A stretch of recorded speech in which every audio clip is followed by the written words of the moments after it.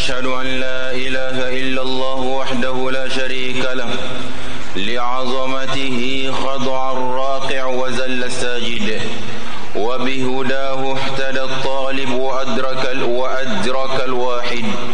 رفع السماء فعلاها وألقى في الأرض رواسي راسخات القواعد وأشهد أن محمدا عبده ورسوله صلى الله عليه وعلى آله وأصحابه ومن تبعهم بإحسان إلى يوم التناد. أما بعد، فأوصيكم بتقوى الله وطاعته فإنها جماع الخيرات وحصون البركات وأكثر خصال المدح ذكرى في كتاب الله. فما من خير عاجل ولا آجل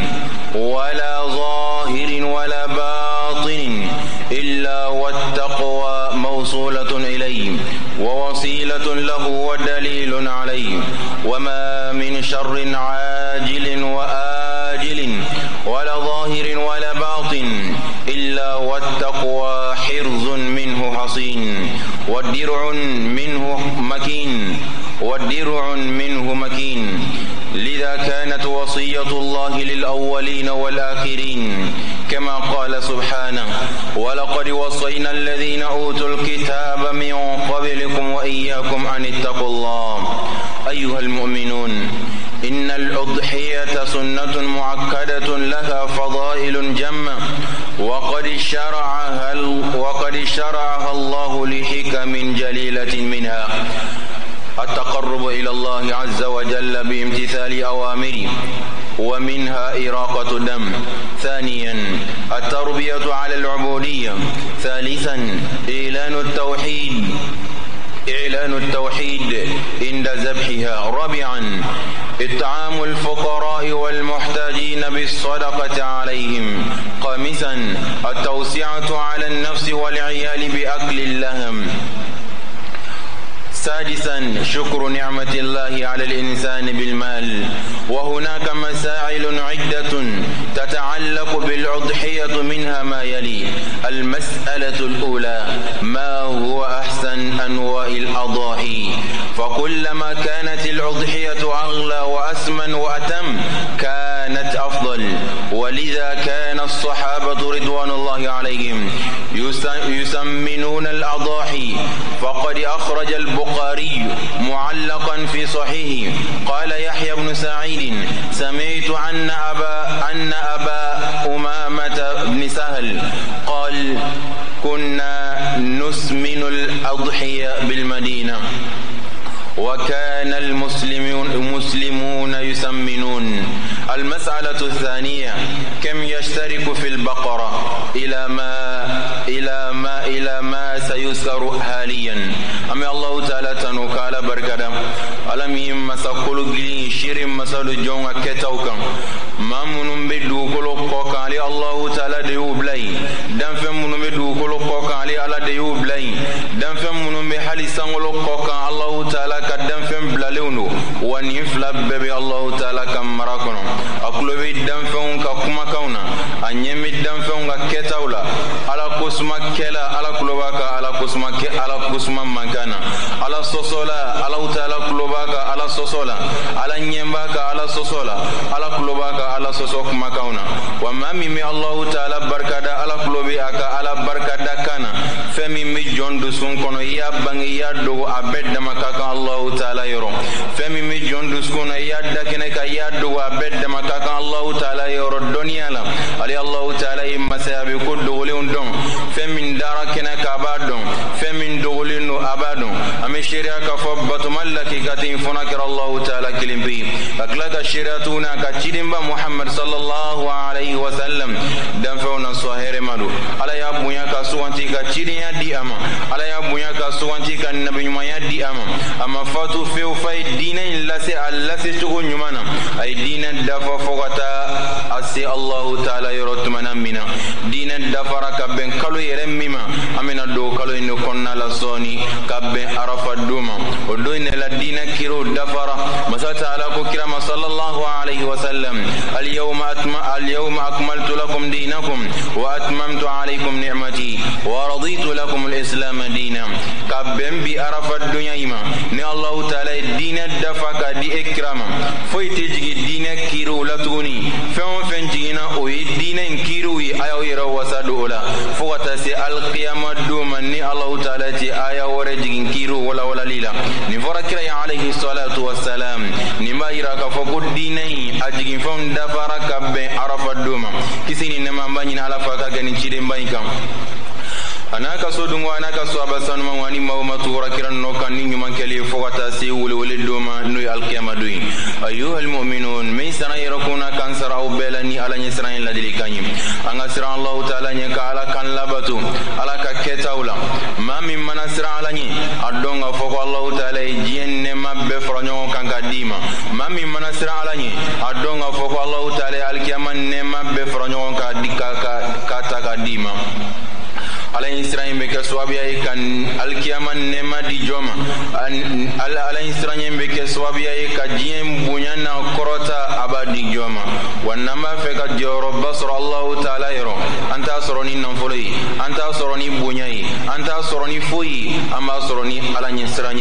in akramakum inda Allah atqakum mami Allah ta'ala kama bai au bunadama duna wa imma min balan nasrana Allah subhanahu wa ta'ala ni ulan namba fe ka bonya nyini ala yoro anganjila ja ka bonya nyini ala yoro na kan la batuli namba fe ka bonya nyini ala yoro anganjila ja ka bonya nyini ala yoro na nyesranye nimma misrana Allah ta'ala ni ala ka laydu kanu abi jiyen nemo daile kadima mami manasira ala ni ala ka laydu kandu abi alkiyama korotana bonya ta kadima wa man yattaqillaha yaj'al lahu makhraja ala kan ki ala Israel jon mo cela wani ma min kira ala Israel jon lakikai ni kira ala Israel jon nyumai abeke so abe ka to Allah ta'ala billata nganyene ma yin kono kabotoro ko bela jenema wa abeke so abe ka to ala ka barka do ika keta bela jenina ika fota wa ala bi barka do ala ika keta wa Allah ta'ala bi barka do ala odi kama ala Israel ala yamma to alquran kono ma min bala nasrana Allah ta'ala ni ika donga fa alkiyama dun Allah ta'ala joro dima joro mi joro tanole ni mo to bela jene mi nyebo afe dore mani joro la sima ala Israel joro didu wala ni mami ma fe ga joro soro ala yor alkiyama mo be nyebo joro mi fe mo be joro mi tanu idila jey kasra Allah subhanahu wa ta'ala ni odi kama here bin ni ba fe ka soro ala yoro ala Israel di juri mi ma la sima bonya bin ni ba fe ka soro ala yoro ala Israel di Israel mimi nyeshi o bonya ima wa toro shite du kolo kola min ka jugun toro shite du kolo kola min dalen no kenekan toro shite du kolo kola min dolendu toro shite ni no min ka jugu joma ma min bi ni ala Israel tayro ni masra ala nye doron iga do ala kota bunna de bidale ka nyeshima ni masra ala nye ini shitana bolo be nyogomolo ni masra ala nye alkiyama bunyana nema na korota na joyoro isnero to la alkiyama du kadaka Allah ta'ala ko alquran kono wa amma man qafa maqama rabbih wa naha an-nafsa 'anil hawa fa innal jannata hiya al-ma'wa koni ma misana Allah ta'ala nye ka do duno na jo Allah ta'ala nyema kakla ka anin don kele ka ban nin janyan kola ko aljina de nin tigla mogol la aljina de nin tigla mogol tayroi woni tigla mogol la ban yoro de aljina konnai aya imba ira ka fonni ba fe ka do aljina kono afen folo aswabia folo wi ala nyi siranye aflana mujahadatu nafs iga inin don kele ka bo janyan kola ni ma misana ala nyi kakla ka nin don kele ka don ala ka siraka iga don afo aljina grand lindo ina fo ala ya fo tuga min alqur'ane kono nini ala nyi sira min bala ni Allah taala kitabu dingo ladi ala kama folo ladi ala kakla kama lawan ladi ala Allah taala kama alqur'ane kono wala qad wasayna alladhina utul kitaba min qablikum qala Allah taala alladhi kandi matmelu mamuni kitabu dingo ye ka kon awni ayo ladili kamundi uma kabo ladili kan clean funadi kiram manto sallallahu alaihi wasallam ladili kan jumai o ala israil ladili kan anga sira Allah taala ni o akona bana kasra ala nya ka ke fitri wali Allah taala ma kanga donga fa Allah taala masa min karli no kabaka jonko ayi ala bato ala mawta nga bato la ayi ala kotao atoro foitisi Allah subhanahu wa taala ma nay nyuman ke aya ka wirei nay juguman ke aya ke awirela wal kiyamadu Allah taala bina asra au kan nyumauna al kiyamadu Allah taala bina awsara ka jugumauna ala kan ke nyuman ke lawi kan sara nyumana al kiyamadu dodum otumalen ko fem badum amega do wati min kono wati ula here madodu makolo kokan amega do wati min kono alislamo ka sugu jo wati do amega do wati min kono alislamo ka fadiyan wati do kata ala ko barama amega do wati min kono alislamo ka nyondan wati do kata here barawma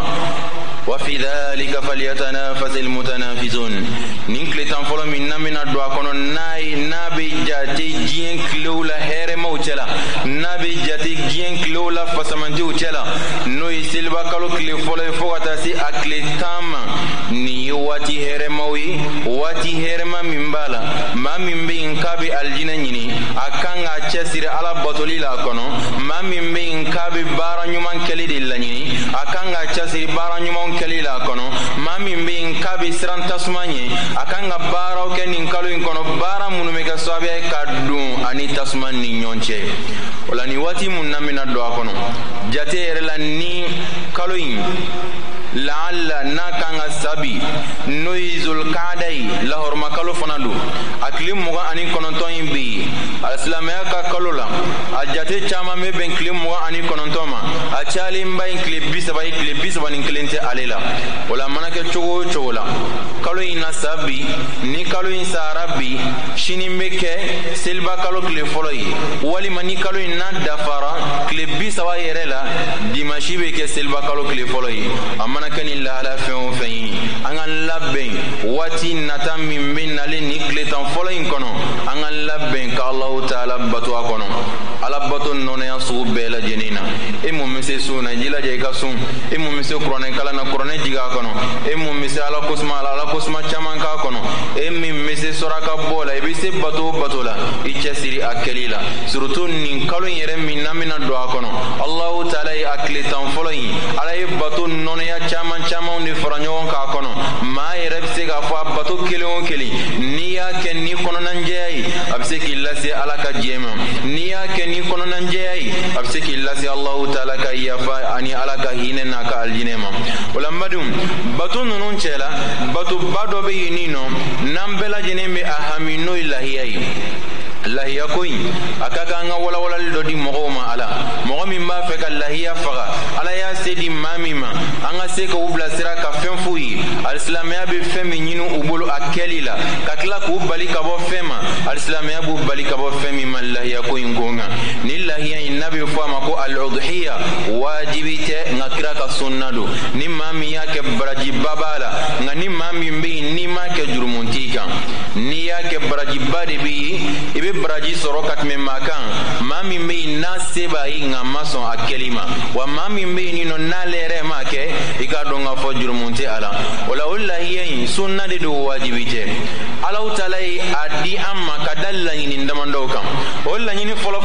ataqarrub ila Allah ta'ala o jonka yere masuri Allah ta'ala la nini lahiya fagali bimtisali awamirihi ni Allah ta'ala ka yamari kan waliyali kire masuri alala ko Allah ta'ala ni bagan nunun dagani ka ala nyini ni o bagan nunun fagali ka ala nyini ni o bagan nunun jeli boli ni abato sira do ye ni lahiya yɛrɛ na sira dɔ fana ye laɲini min b'a la ni y'a laɲini dɔ ye a filanan ye jumɛn ye atarbiyatu ala al-ubudiyya ka jɔn yɛrɛ lamɔ i k'a dɔn k'i ye Alahu taala ka jɔn ye ni ala y'i bila min na i ka kan k'o kɛ ni Alahu taala y'i bali ka bɔ fɛn min ma i ka kan k'i yɔrɔ jiyan ka bɔ a la maa minnu bɛ yen n'u bɛ sagaw minɛ k'u faga kɔmaw la maa minnu bɛ yen n'u bɛ sagaw minɛ k'u faga jow la maa minnu bɛ yen n'u bɛ sagaw minɛ k'u faga jinɛw la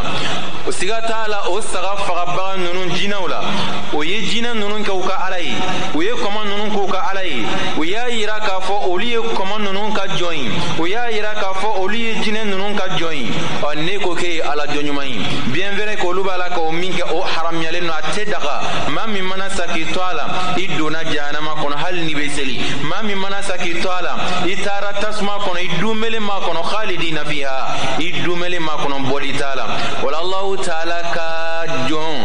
n'i yɛrɛ ma don ala la ni nin bagan ninnu fagali o b'a yira k'a fɔ ko tiɲɛna e ala ka jɔn ye o de kama i ye jeli bɔn ala ye o de b'a yira k'a fɔ ko e ala ka jɔn ye i yɛrɛ kunkolo Allahu subhanahu wa ta'ala ye nin ye a laɲini filanan ye a laɲini sabanan ye jumɛn ye i'lanu tawhid o de ye ka Allahu taala ka tilemagantiya yira ni maa min kɛra ala tilemaganti jɔn ye a tɛ jeli bɔ jinɛ ye ni maa min kɛra ala tilemaganti jɔn ye a tɛ jeli bɔ karamɔgɔ ye ni maa min kɛra ala tilemaganti jɔn ye a tɛ jeli bɔn somaw ni domaw ni o n'a ɲɔgɔnna fɛn o fɛn mun bɛ filankafoya sira kan a tɛ jeli bɔ ninnu si ye a bɛ jeli bɔ jɔn ye o ye Allahu subhanahu wa ta'ala kelen pe ye wa a bɛ jeli bɔ waati min na a bɛ Allahu taala tilemagantiya kumakan fɔ n'o ye bisimilahi rahmani rahim fagafɛn o fagafɛn bɛ yen n'i y'a faga ni fɛn wɛrɛ tɔgɔ ye n'a ma daminɛ ni nin tɔgɔ ye n'o ye bisimilahi rahmani rahim Allahu taala mago tɛ o fagafɛn in na wa o fagafɛn in sariya la a tɛ daga i ka sogo dun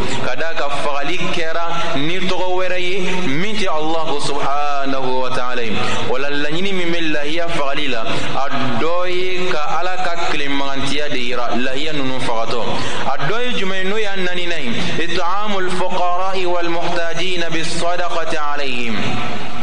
ka fantanw la dumuni ka dɛsɛbagatɔw la dumuni maa minnu bɛ yen nin nɔ ni lahiya se ma kɛ olu ye e min bɛ yen n'i bɛ lahiya faga i kɛra cɛ ye sa o e min bɛ yen k'i bɛ lahiya faga i kɛra muso ye sa o maa minnu ye dɛsɛbagatɔw ye i jilaja i ka lahiya sogo dɔ ka di olu ma i sigiɲɔgɔnw na i jilaja i ka lahiya sogo dɔ ka di olu ma i balimaw la maa minnu bɛ yen n'u mago b'a la lahiya ninnu fagali laɲini dɔ ye dɛsɛbagatɔw a ka sogo dɔ di olu ma o kɔrɔ tɛ k'a fɔ i ka ɲinɛ i yɛrɛ kɔ ayi sogo in i n'i ka denbaya b'i yɛrɛ damu a la i bɛ tila ka hinɛ alisilamɛw la alisilamɛ minnu bɛ yen ni Alahu taala ma se d'u ma lahiya fagali la a dɔ ye jumɛn ye tuguni n'o y'a laɲini duurunan ye at-tawsi'atu ala an-nafsi wal 'iyal bi akli laham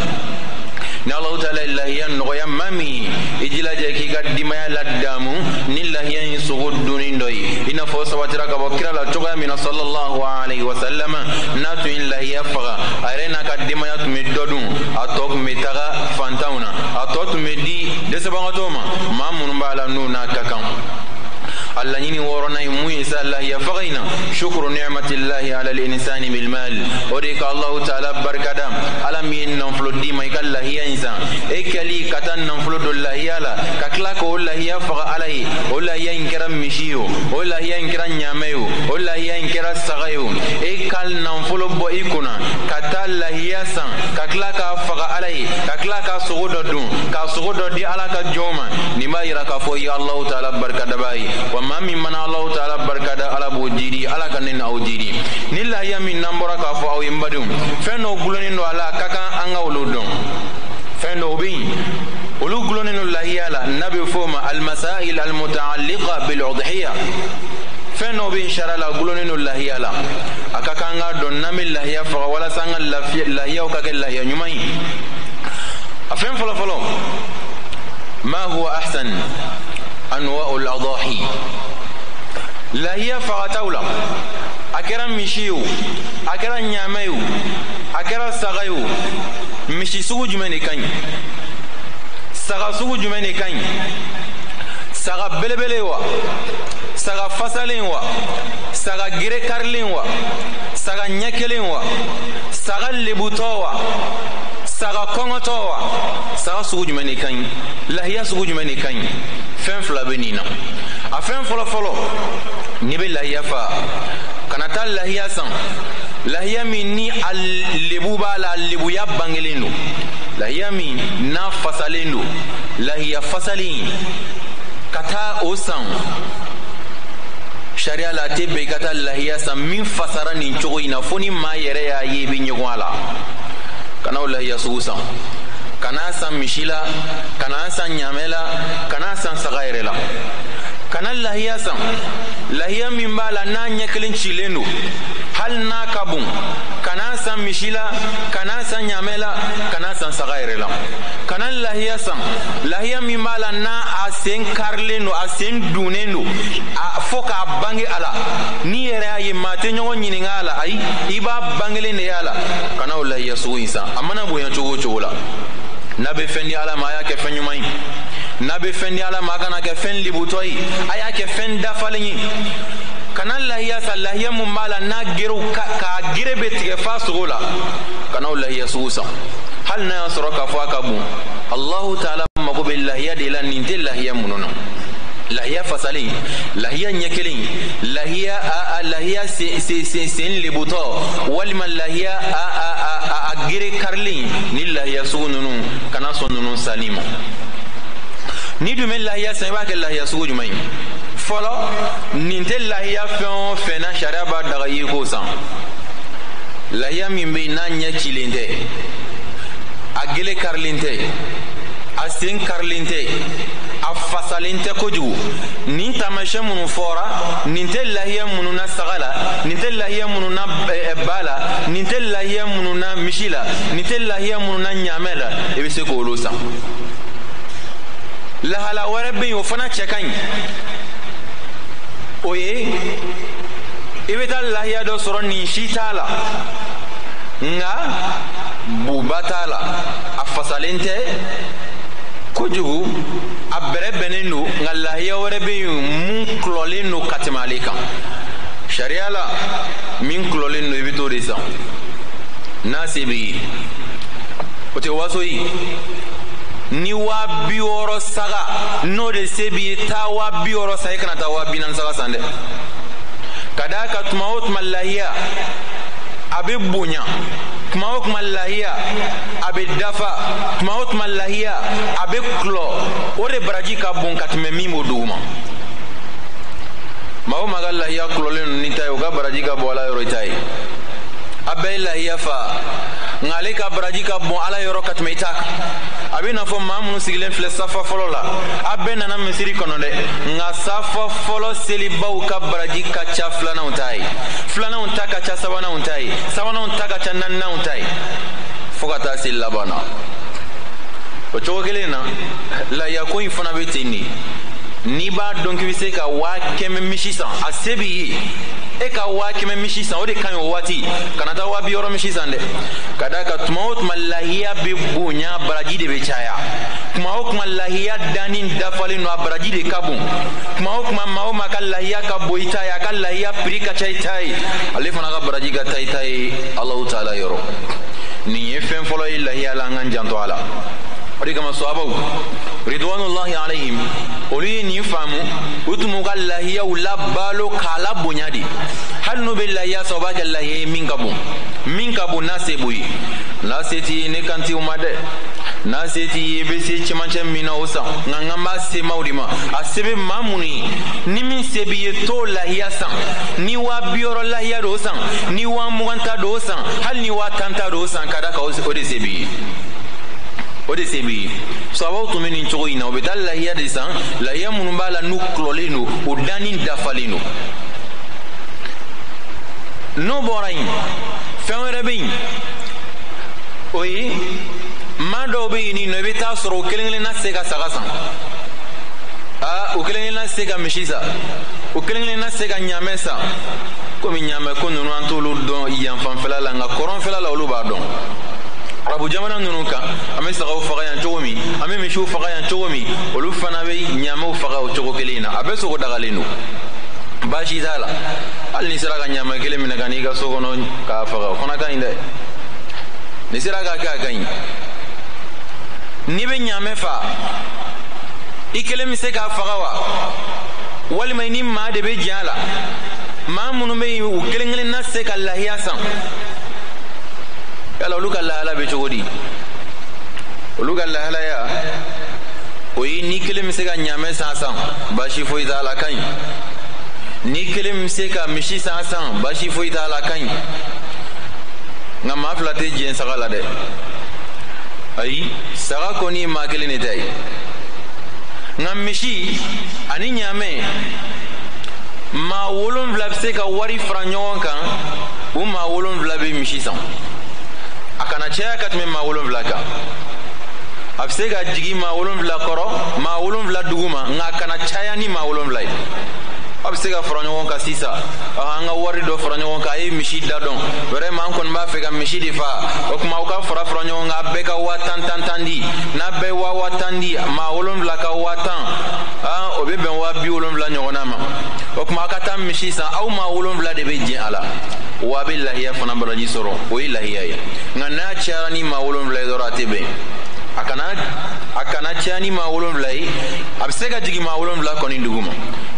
a bɛ jɛn misi la a bɛ jɛn ɲaamɛ la nka saga la maa 2 tɛ jɛn a la o la ni maa minnu b'a fɛ ka ɲaamɛ san u k'a san a b'a fɛ ka fara ɲɔgɔn kan k'a kɛ maa 7 ye o y'a dan ye aw kana tɛmɛ o kan misi fana b'o cogo in na nka b'aw hakili to a la fɛn minnu fɔra n'u man ka y'a la a k'a yɛrɛ kun kɔlɔsi o la a kana kɛ sen karilen ye a kana kɛ gere karilen ye a kana kɛ libutɔ ye min ka libu bangelen don a la a kana kɛ ɲɛfintɔ ye min bɛ tugu nin na sa o ye a ye nin mun fɔ o dalilu ye jumɛn ye Jabir ibn Abdullah radiyallahu anhu a ko k'olu to Hudaybiya la olu tun bɛ maa 7 bɛ jɛn ɲaamɛ la maa 7 bɛ jɛn misi la u bɛ misi faga u maa 7 lahiya ye ka fara kira kan alayhi salatu wassalam o b'a yira k'a fɔ a dagalen don maa 7 u ka jɛn ɲaamɛ la baasi t'a la o b'a yira k'a fɔ a dagalen don maa 7 u ka jɛn misi la baasi t'a la nka a kana caya ni maa 7 ye المسألة الثالثة ماذا يفعل من أراد أن يضحي ما من بافك الله يفغى شراب من ينبلو نبا فك الله يفغى كابني سيسان فندو بي أنين نو يبولي جانتو على ويموني نبنا الله يفغى كابنا بفوكو سلبا كالو أدونا كان دومنا كابوي كنسي روشيلا كان دومنا كابوي سونينا o la an k'a kɛ k'a fɔ ko bi ye tile 29 ye kalo in ka sa bi maa o maa b'a fɛ ka lahiya faga n'i b'a fɛ k'i kundi i b'a di bi de maa o maa b'a fɛ ka lahiya faga n'i b'a fɛ k'i sɔni tigɛ i b'a tigɛ bi de maa o maa b'a fɛ ka lahiya faga n'i b'a fɛ ka dɔ bɔ i si la i b'a tigɛ bi de bi bɛɛ b'i bolo nka n'i faratira ka to ten i b'a fɛ ka lahiya faga silamɛya kalo dun ye jate 2 ye tile 29 o de ka ca ni tile 30 ye maa bɛ se k'a fɔ ko kalo bɛ sa bi o la ne dun b'a fɛ ka lahiya faga kabini sisan ni minnu fɔlen filɛ nin i janto a la i ka taa i ka dɔ minɛ i kun na ni mun b'i ta gana o ka gana ni mun bɛ dɔ bɔ a la o ka dɔ bɔ a la ni mun bɛ dɔ minɛ a sɔnni na kabini bi i ka dɔ minɛ a la n'ala y'a kɛ k'a fɔ a dafara tile 30 la o kɔrɔ minnu m'a kɛ bi ni kalo dafara tile 30 la olu bɛ se k'a kɛ sini o kɔrɔ ni kalo in kɛra tile 30 ye olu bɛ se ka dɔ minɛ o kunsigiw n'u ka sɔnniw na nka kan'i yɛrɛ bila siga ni farati kɔnɔ i jilaja n'i b'a fɛ ka lahiya faga kabini sisan cɛ kunda muso kunda i jilaja i ka dɔ minɛ i sɔnniw na i ka dɔ minɛ i kunsigiw la bi yanni lanzara ka se yani tile ka bin o ye alisilamɛya ka ladabu ɲumanba ye lahiya fagalaw ye maa min b'a fɛ ka lahiya faga a bɛ ɲini i bolo tile 10 fɔlɔ in n'a kɔni donna k'a sɔrɔ i ma dɔ minɛ sɔnni na kana fɛn minɛ a la kana dɔ minɛ kunsigi la o dalilu ye mun ye kira furumuso min bɛ yen n'o ye an ba ye Ummu Salama radiyallahu anha أقول لك النبي ما كساني إنما بأما قال إذا دخلت العشر كوني سلبا كالوك لتنفلو ناتون دونا وأراد أحدكم أن يضحي نود دولك لنبا فك الله دفاع فلا يمس من شعره كي كان الدومين يكون سيلا وكان الدومين يفرسوه يرولا كان الدومين يكون سيلا كان من يسونينو ko kira ni fa sallallahu alaihi wasallam wala ma ba fa lahiya fa ga jantonina ni bora misri kono kan yere bla sigala de ta ni kunsigi ka cey ka do wala ta ni sonin ka je ka do tie ka wala o ni ba fa ga lahiya fa al mas'alatu ar-rabi'a afin nanina mu'minin lahiya fa la bulu wal mammi talika lahiya kunka mami mai naye lahiya san lahiya sana ayin lebi munu fo ni shi tundala ayi mishi san ayi nyame san ayi saga san anye tumachi agiri makari ase makari lebu tundala alisilamiya fɛn o fɛn fɔ a y'o bɛɛ kɔlɔsi lahiya in santɔ nka ale kɛlen kɔfɛ ka lahiya san mɔgɔw bɛ ka misi in ladon mɔbili kɔnɔ waati min na a giri karila walima mɔgɔw bɛ ka saga in ladon mɔbili kɔnɔ waati min na a sen karila walima maaw bɛ ka lahiya in u bɛ ka a minɛ ka na so kɔnɔ waati min walima hali a yɛrɛ nalen ka taa se seliba don ma gere dɔ karila sen karila walima ɲɛ cira dɔ ye mana bɔn a taara si i ka lahiya ma ka ɲɛ ci yala i bɛ ban a la wa ko ka da kan ko a ɲɛ cilen don yala i bɛ ban a la wa ko ka da kan k'a gere karilen don yala i bɛ ban a la ko ka da kan lebu dɔ y'a sɔrɔ i bolo sariya la ayi ka da kan sariya ye fɛn min ɲini i bolo a santɔ e y'o kɔlɔsi lebu mun filɛ nin i y'a san ka sɔrɔ t'a la ni lebu in sɔrɔla la i bolo lahiya dafalen don i b'a faga baasi foyi t'a la nga a bɛ ɲini bolo de yanni k'a san i k'olu kɔlɔsi kana taa saga sen kelen san kana taa ɲɛ cilen san nga sanni ni dɔ taara sen kari i bolo lahiya don ni dɔ taara ɲɛ ci lahiya don baasi foyi tɛ a la o dagalen don o tuma ni lahala bɛ dɔw sɔrɔ i bɛ taa sɔrɔ o bɛ lahiya sanna ka sɔrɔ nin defo ninnu tɛ a la nka lahiya nalen i b'a ye lahiya yɛrɛ bɛ bin a sen bɛ kari walima dɔ bɛ manabɛlɛ bɔ a ma a ɲɛ bɛ ci walima fɛn dɔ bɛ n'a sɔrɔ lebu la o bɛ ɲininkali kɛ ko sariya ko lahiya ɲɛ kelen man ɲi dɛ ale kɔni ye nin san waati min na a ɲɛ kun cilen tɛ nka dɔ de faratila ka manabɛlɛ kɛ k'a ɲɛ ci yala a dagalen don ale ka nin faga wa a bɛ taa kura de san wa an b'a f'i ye ayi mun b'i bolo o y'i ta ye i b'a fa a b'i ka lahiya mago ɲa baasi foyi t'a la nin ye fɛn naaninan ye an k'an janto a la an ka lahiyaw kɔnɔ a fɛn duurunan ye jumɛn ye maa mun bɛ yen lahiya san ka d'a ye a b'a fɛ ka lahiya san lahiya sanni ka d'a ye a b'a fɛ ka lahiya san nka se t'a ye a ye mun de kɛ a taara juru ta a ye juru ta yala sariya b'a daga i ka juru ta ka lahiya san wa kuma fila a bɛ daga dɔ ye a tɛ daga dɔ ye a bɛ daga jɔn ye maa min b'a dɔn ko n'a ye juru ta ka lahiya in san a bɛ se k'a sara misaliya la e ye kalola baarakɛla ye seliba sera k'a sɔrɔ aw ka sara ma kɛ i dun b'a dɔn sara in bɛna kɛ a ka di ye ka lahiya faga i bɛ se ka taa juru ta ni juru taara seliba tɛmɛlen kɔfɛ n'aw ka sara kɛra i b'a ka wari i bɛ jurutigi ka wari lasegin a ma maa o maa b'a dɔn k'a bɛ se ka juru ta i b'a dɔn i bɛ se ka juru in sara i bɛ se ka juru ta ka lahiya san baasi t'a la nka n'i y'a dɔn k'a fɔ ko ni ye juru ta n tɛ se ka a sara sariya b'a ɲini i bolo lahiya in binna ka bɔ i kan ka n'i yɛrɛ bila degun kɔnɔ kira y'i ka lahiya faga ka ban alayhi salatu wasalam ka da kan maa o maa bɛ yen k'a ma se ka lahiya faga ka da ye k'a faga kira y'a bɛɛ ka lahiya faga manton a ye lahiya fila faga kelen y'a manton bɛɛ ta ye a manton fantanw minnu ma se ka lahiya faga ni lahala in kɔnɔ lahala wɛrɛ bɛ yen o ye jumɛn ye maa dɔ bɛ yen nɔ mɔgɔw ka juru b'a la nka ala hinɛna la a ye nafolo dɔ sɔrɔ seliba ɲɛkɔrɔ a b'a fɛ ka lahiya san nka mɔgɔw fana ka juru b'a la yala i bɛ mɔgɔw ka juru to i la ka taa lahiya san wa walima i bɛ mɔgɔw ka juru sara ka jɛ lahiya in kɔ de a fila la jumɛn de ka ɲi dɔnnikɛlaw ko maaw ka juru min b'i la dɛ i b'o de sara fɔlɔ lahiya min n'an filɛ k'a fɔ dɛ wajibi tɛ sunna de don wa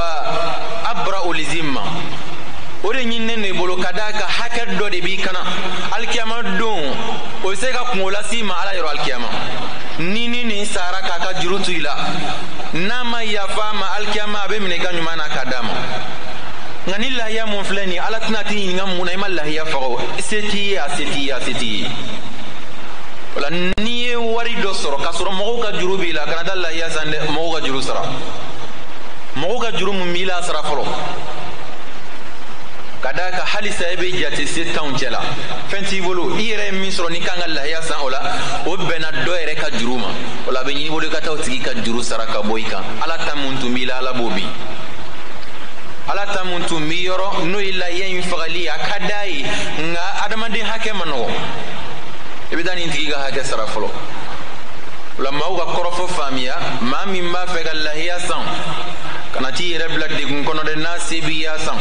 n'a se t'i ye juru ta in a dabila n'i dun fana b'a dɔn k'i ye juru ta i bɛ se k'a sara kɛlɛ tɛ kɛ i ni jurumantigi ni ɲɔgɔn cɛ a tɛ kɛ polisilataga ye a tɛ kɛ ayiwa kasoladon ye dɔw ka juru t'e bila ka lahara kɔnɔ dɛ n'i ye lahiya olu ka juru ta diɲɛ kɔnɔ yan k'i bɛ lahiya saga tile damadɔ n'a banna o bɛ n'i jɔ n'i ma sara o bɛ n'i lase kungo ma dɛ a dun ma dabɔ o kama n'i b'a dɔn i ye juru min ta i bɛ se k'a sara o juru ta n'i yɛrɛ b'a dɔn n'i ye juru ta i tɛ se k'a sara a to yen kana kungo lase i ma ala yɔrɔ kɛmɛ don o la nin yɔrɔ in mɔgɔw ka faamu ni nin tɛmɛna ka bɔ yen tuguni fɛn mun bɛ tugu nin na udhiyatu tariki sala nin de kasara ye maa mun bɛ yen nin nɔ n'a ye lahiya san a tɛ seli ale ka lahiya ko kiri bɛ di bɛɛ k'a dɔn a ka jɛya bɛɛ ye maa o maa ye lahiya san k'a sɔrɔ e tɛ seli sogo de b'i bolo lahiya tɛ e ye kafiri de ye kafiri ka foyi tɛ se ala yɔrɔ seli bali ka lahiya a kɔni ye sogo de faga nka a ma lahiya faga maa min tɛ seli a tɛ seli fiyewu n'a ye lahiya san mɔgɔ tɔw kɔni bɛ saga faga ni misi faga la fana y'a ka misi faga a y'a ka saga faga a ye jeli de bɔn nka baraji t'a ye a ma lahiya yɛrɛ faga fo ka taa se dɔnnikɛlaw ye kuma dɔ fɔ nin yɔrɔ la a bɛ maa siran mutahawinu sɔla maa mun bɛ yen n'a bɛ seli yɛbɛyɛbɛ a mago tɛ seli la kuma dɔ la a bɛ kɔnje ta seli la kuma dɔw la n'a nisɔndiyara a bɛ seli vraiment kuma dɔw la ni a b'a yɛrɛ sago la a b'a jigin jɔnkan ka congé ta a tɛ seli maa min bɛ nin cogo in na ko ni nin lahiya san ka faga ko ala b'a minɛ wa dɔw y'a yira k'a fɔ ko maa min mago tɛ seli la n'a bɛ seliw yɛbɛyɛbɛ a bɛ se ka kalo kelen kɛ seli la sisan ka kalo fila bila ko nin tigilama fana ka lahiya ko ala mago t'a la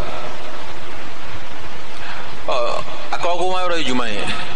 maa minnu bɛ yen nin nɔ n'u bɛ fara silamɛw kan selibako in na u bɛ nisɔndiya b'u yɛrɛ disi gosi n fa ye silamɛ ye n fa ye alimami ye an ka so kɔnɔ alihamudulila diinɛtigiw bɛ yen aw ka so bɛ kɛ diinɛtigi de ye e fa b'i kɛ diinɛtigi de ye kɛlɛ wala taziru waziratun wizra ukhra ngo bena kungo do alkiyama dun fa kɔni bɛ ɲininka kabini fitini a ye diinɛ jira i la wa walima a ma jira i la n'i kɔrɔbayala k'a sɔrɔ fa ye diinɛ fɛ a y'a seko bɛɛ kɛ o bɛɛ n'a ta i mago ma kɛ ala ko la e bɛna lahiya min faga lahiya tɛ dɛ o tuma selibalinw bɛ lahiya faga min na lahiya tɛ dɛ o kɔni bɛ jeli bɔn de la maa fɛn o fɛn tɛ seli n'a ye lahiya faga fɛn fila b'a nɔfɛ a tɛ daga i k'a ka lahiya sogo dun wa a ye lahiya min faga baraji t'a la fɛn fila seli bali ka lahiya fagalen a tɛ daga i k'a dun a tɛ daga i k'a dun surtout yɛrɛ n'a y'u ka kɛrɛfɛ tɔgɔ ninnu dɔw fɔ a la k'a faga jo tɔgɔ walima a ye doma tɔgɔ dɔ fɔ a la walima a ye tɔgɔ wɛrɛ fɔ a la mun tɛ ala ye o yɛrɛ kɔni haramuyalen don kuma t'o la kuma yɛrɛ kɔni t'o nɔfɛ fiyewu o tuma selibali bɛ fɛn min kantigɛ sariya tɛ sɔn a ma wa selibali bɛ lahiya min faga lahiya tɛ dɛ tariku sɔla maa min tɛ seli ale sen tɛ lahiya ko la hali n'a ye lahiyaw san baraji t'a ye an ka hakili to yɔrɔ in na fɛn min bɛ tuguni na tuguni lahalaya dɔ bɛ yen i bɛ taa sɔrɔ an ka jamana in kɔnɔ a dɔnnenba tɛ kosɛbɛ nka maa minnu bɛ jamana wɛrɛw la ni diinɛ baara ka gɛlɛn u fɛ yen i bɛ taa sɔrɔ a jamana dɔw la walasa i ka lahiya yɛrɛ san k'a faga i bɛ taa don ɲɛgɛn kɔnɔ k'i ka lahiya faga ka jeli bɔn yen tellement que a jamanaw la u t'a fɛ ka silamɛw ye lahiya faga la a lahala dɔw bɛ yen a kibaruyaw sera a ma walasa k'i ka lahiya faga jamana dɔw bɛ yen f'i ka taa don f'i ka taa don ɲɛgɛn de kɔnɔ i ka saga walima i ka misi k'a faga ka jeli bɔ ɲɛgɛn kɔnɔ k'a busu k'a ban ka bɔ n'a ye. nin tɛ gɛlɛya ye wa? gɛlɛya don. maa minnu bɛ yen nɔ ni lahiya fagali ka gɛlɛ u ka jamanaw la, a ka gɛlɛn fo gɛlɛya dan. o maa sugu ninnu, maa minnu bɛ ni lahiya fagali ka gɛlɛ u ka jamanaw la, sariya ye bɔda dɔ k'u ye. o ye jumɛn ye? i b'i to o jamana in na, n'i b'a fɛ ka lahiya faga i b'a wari ta k'a ci i ka jamana kɔnɔ u ka lahiya faga i tɔgɔ la. i b'a wari ta k'a ci jamana kɔnɔ u ka lahiya faga i tɔgɔ la. n'a y'a sɔrɔ a fagali ka gɛlɛn aw bɛ jamana min na, ka da jamana yɛrɛ sigi cogo kan, baasi t'a la koyi. o kana i la saliya, o kana i la dimi, o kana to i ka ban lahiya baraji la, o kana to i ka dɛsɛ ka lahiya faga. ni balila la o jamana in kan, i kun kan ka wari min don a la, o wari in bila ka na di danaya mɔgɔ ma a ka lahiya faga. bien vrai ka sogo kɔni tɛna taa di ma, nka i ka lahiya don, i ka lahiya don. silamɛya fana ye bɔda kɛ nin na. o tuma nin de kɔrɔfɔw ye, kɔrɔfɔ minnu b'a la n'u bɛ tali kɛ lahiya ko kan. lahiya a se bɛ maa o maa i b'a faga, muso b'a faga, cɛ b'a faga, maa o maa bɛ yen n'a se bɛ yen a bɛ ɲini bolo i ka lahiya faga ka da fasamantiya n'a bonya kan. aqulu qawli hadha wa astaghfirullaha li wa lakum wa li sa'iril mu'minina min kulli dhanbin innahu huwal ghafurur rahim.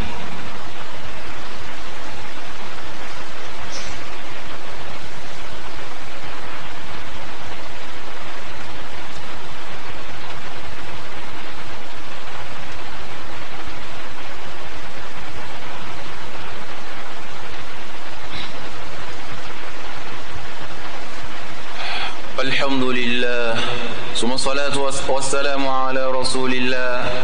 وعلى الآل والأصحاب ومن اقتفى أثرهم وسن بسنتهم إلى يوم الدين. أمي الله تعالى تنوك على بركة كسيني نما كان ينالا فاكا كراكم صلى الله عليه وسلم أنا كسودون وأنا كسواب سنما وني مو مغتورا كران نونا نيني من كليفو وتسال قيام الدوما على كان سورا كرام من تنيما ونشلا وتمالين كوفي ni lahiya ko min n'an bɔra k'a fɔ n b'a jigiya maa tɛ dunan ye lahiya ko in na tuguni. n'i bɛ se ka lahiya san i yɛrɛ ye a san, ni ala ye se wɛrɛ d'i ma i ka sanni kɔfɛ n'i bɛ se ka san alisilamɛ wɛrɛw ye a y'a san silamɛw ye. ni ala ye nafolo camanba d'i ma kana da lahiya ko in ma ka ɲɛsin i yɛrɛ ma. i jilaja i ka kɔfilɛ i kɛrɛfɛ mɔgɔw la, maa minnu bɛ ni lahiya sanni se t'u ye. i dun b'a dɔn silamɛw don, i balimaw don. innamal mu'minuna ikhwa. alisilamɛ dun bɛɛ ye kelen ye. alisilamɛ dɔ ka gɛlɛya ye dɔ ka gɛlɛya ye, dɔ ka nisɔndiya ye dɔ ka nisɔndiya ye, dɔ ka dusukasi ye dɔ ka dusukasi ye. maa minnu bɛ yen ni ala ye se di u ma, a y'aw kɔfilɛ fantanw na, taa lahiya dɔ san ka d'a ma dogo la k'a sɔrɔ i ma publier, k'a sɔrɔ i ma ja diɲɛ na. an k'o fɔ ka d'a kan dɛ. maa dɔw bɛ faamaw la n'u b'i dɛmɛ o b'i filmer fɔlɔ de. aw y'olu bɔ a la. ala kama baara mago tɛ mɔgɔw k'a dɔn. ni ala y'a dɔn ka ban walilahi alhamd, ni ala y'a dɔn ka ban a banna. mɛ ne bɛ taa d'a ma fɔlɔ, i b'i bolo don o fantan in tigɛ ka sɔrɔ ka telefɔni kɛ ta k'a caron k'a yira k'a bila réseau sanfɛla la. bon vraiment aujourd'hui ne ma 30 n ye 50 d'a bɛɛ ma. vraiment seliba ala ka nɔgɔya. a tɛ kɛ tan dɛ. maa minnu bɛ nin ka tɛgɛ tan dɛ. n'i bɛ baara kɛ i b'a kɛ dogo la. an b'an ka baara jugu dogo cogo min n'an b'an ka baara ɲuman dogo cogo in na fo ni ala ye mɔgɔw labɔ a kalama k'a sɔrɔ i ka laɲini tɛ. o dɔ ye mɔgɔ malo de ye o. e bɛ taa mɔgɔ sigilen sɔrɔ u sigilen k'u lajɔjɔ aran na, bon i ka saga minɛ. kameramantigi n'a ye nin ma filime fɔlɔ nin filime ka nin na tɛmɛ ka 20 d'a ma taa lahiya san, ka 10 di nin ma taa lahiya san, k'a bɛɛ filime ka bila réseaux sociaux sanfɛla la. o b'a dɔn réseaux sociaux ko in kɛra lajarabi ni balawu de ye alisilamɛw ma. an ka foyi tɛ kɛ n'an t'a filime, foyi. hali ni maa min bɛna kuranɛ kalan sisan a b'a kɛ tan fɔlɔ ka bon ne ye kuranɛ kalan daminɛ dɔgɔkun tɛmɛlen n bɛ suratu rahmani la sisan. n'ala sɔnna ma tile 2 n bɛna tila a la. a ye duwawu kɛ n ye. votre bénédiction. ni kun n'a ye su ɲɛnɛmaya ni dugu jɛra, n'a taara sigi baarayɔrɔ la, n'a tora ka a bɛ to ka tɛmɛ mɔgɔw b'a ɲininka agar kɛra cogo di vraiment ne ye su bɛɛ de kɛ seli la ne ye su bisu in na kɔni y'a bɛɛ kɛ seli la o de sunɔgɔ bɛ o lakali kun o fɔ kun e y'a kɛ mɔgɔw de ye wa e y'a kɛ mɔgɔw k'a dɔn de wa e y'a kɛ mɔgɔw k'a fɔ de wa an ka bato bato n'an b'a kɛ bi f'an k'a yira mɔgɔw la ko ne ye nin de kɛ o kɔrɔ a ma kɛ ala kama o n'a kɛra ala kama ni ala y'a dɔn hali ni mɔgɔ ma dɔn a banna mɛ baara o baara hali tɔwafukɛlaw komi ɲinɛ hiji ma kɛ kɔkanmɔgɔw ye sɔni mun taara hiji la o b'a to hiji la dɔrɔn ka alikaba to k'a to alikaba munumununi na ka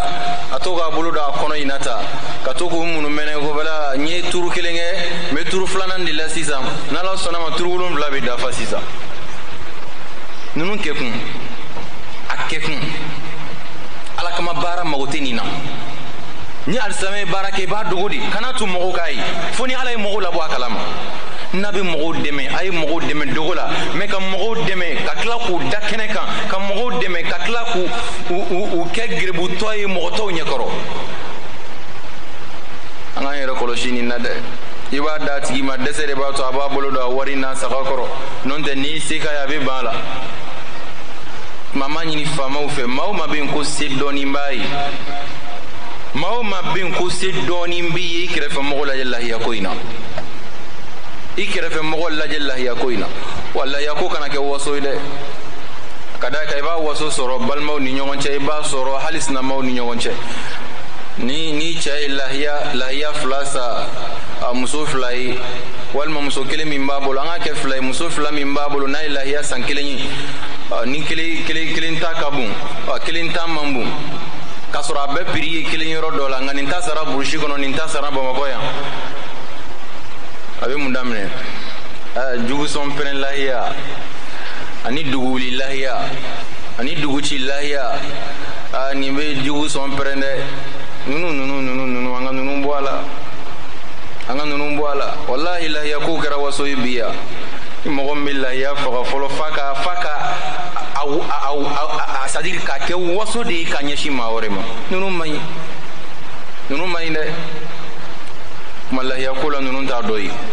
ala k'an ka baaraw kɛ ala kama baara ye ala ka limanɛw jidi ala ka ala ɲɛ sira in d'a ma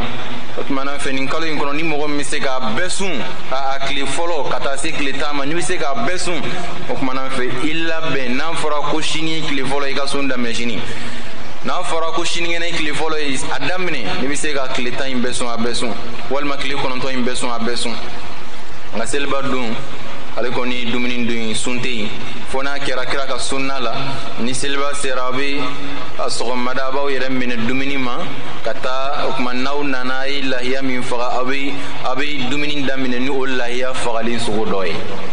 ka ɲini Allahu subhanahu wa ta'ala fɛ ala k'an bɛn sɔaba ma ala ka limanɛw jidi ka ala ɲɛ sira in d'a ma ala ka jurumi yafa ka labanko ɲuman d'a ma ala ka garizɛgɛw yiriwa ala ka sɔrɔw yiriwa lahiya min n'an b'a la k'a fɔ ala ka nɔgɔya bɛɛ ya rabbal alamin ala ka se nɔgɔya bɛɛ ya rabbal alamin اللهم اعز الاسلام والمسلمين واذل الشرك والمشركين ودمر اعداء الدين اللهم تقبل منا انك انت السميع العليم وتب علينا انك انت التواب الرحيم اللهم اغفر لجميع موتى المسلمين الذين شهدوا لك بالوحدانيه ولنبيك بالرساله وماتوا على ذلك اللهم اغفر لهم وارحمهم وعافهم واعف عنهم واكرم نزلهم ووسع مدخلهم واغسلهم بالماء والثلج والبرد ونقهم من الذنوب والخطايا كما ينقى الثوب الابيض من الدنس وارحمنا اللهم اذا صرنا الى ما صاروا اليه برحمتك يا رب العالمين سبحان ربك رب العزة عما يصفون وسلام على المرسلين والحمد لله رب العالمين.